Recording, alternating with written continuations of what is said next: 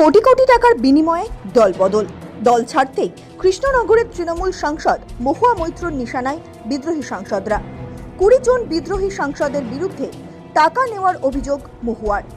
তার দাবি 20 জন বিদ্রোহী সাংসদরা অগ্রিম 4 কোটি টাকা পেয়েছেন। আর তার মন্তব্যেরই পাল্টা কৃষ্ণনগরের সাংসদের বিরুদ্ধে আদালতের দ্বারস্থ হতে চলেছেন কাকলি ঘোষ দস্তিদাররা।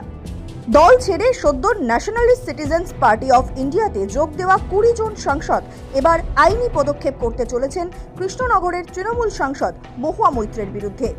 সংবাদ মাধ্যমে অবমাননাকর মন্তব্য এবং সোশ্যাল মিডিয়ায় কোটি কোটি টাকার আর্থিক লেনদেনের গুরুতর অভিযোগ তোলার জেরেই মহুয়ার বিরুদ্ধে মানহানির মামলা ঠোকার প্রস্তুতি নিচ্ছে বিক্ষুব্ধ শিবির। সূত্র বলছে, কৃষ্ণনগরের সাংসদের লাগাতার আক্রমণাত্মক বয়ানের বিরুদ্ধে আইনি লড়াইয়ের রূপরেখা তৈরি করতে জরুরি ভার্চুয়াল বৈঠক সেরেছেন দলত্যাগীরা। কাকলি ঘোষ দস্তিদার, শতাব্দী রায়দের উপস্থিতিতে এই বৈঠকে এনসিপিআইতে যোগ দেওয়া 20 জন সাংসদই হাজির ছিলেন বলে দাবি করেছেন কাকলি। তাৎপর্যপূর্ণ বিষয়, মহারাষ্ট্রে উদ্ধব ঠাকরের শিবসেনা ভেঙে একনাথ শিন্দের শিবিরে যোগ দিতে চলা কয়েকজন সাংসদের বিরুদ্ধে 15 কোটি টাকা নেওয়ার অভিযোগ তুলেছিলেন সঞ্জয় রাউত।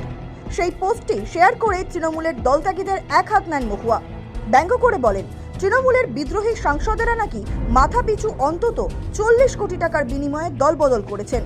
বিক্ষুব্ধদের আক্রমণ করে মহুয়া লিখেছিলেন, মাত্র 15 কোটি, এত সস্তায় কেন যাচ্ছেন? আমাদের সাংসদেরা 4 কোটি টাকা করে অগ্রিম নিয়েছেন, বাকি 36 মাসের জন্য 1 কোটি করে নিচ্ছেন। তৃণমূলে ভাঙনের জেরে দল 3 ভাগে ভাগ হয়ে গিয়েছে। সেই নিয়ে টানাপোড়েনের মধ্যে অর্থের বিনিময়ে দল বদলের অভিযোগ ঘিরে এখন তরজা সপ্তমে। কৃষ্ণনগরের তৃণমূল সাংসদের এই মন্তব্য এবং সংবাদ মাধ্যমের সামনে বিদ্রোহীদের বদলপন্থী হিসেবে দাগিয়ে দেওয়ার বিষয়টিকেই এবার আদালতের চৌকাঠে টেনে নিয়ে যেতে চাইছে এনসিপিআই নেতৃত্ব। গত কয়েক সপ্তাহ ধরেই তৃণমূলের অন্দরে চরম টালমাটাল পরিস্থিতি তৈরি হয়েছে।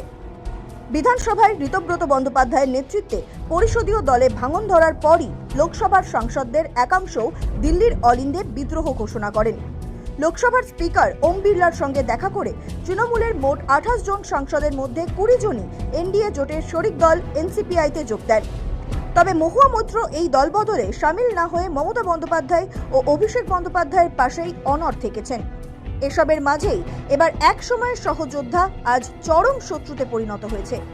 একজনের হুঁশিয়ারির পাল্টা অন্যজন দিচ্ছেন হুঙ্কার। টাকার বিনিময়ে দল বদলের অভিযোগ তুলে মহুয়া মৈত্র সমাজ মাধ্যমে পোস্ট করতেই পাল্টা আইনি পদক্ষেপের হুঁশিয়ারি দিয়ে দিলেন কাকলি ঘোষ দস্তিদাররা।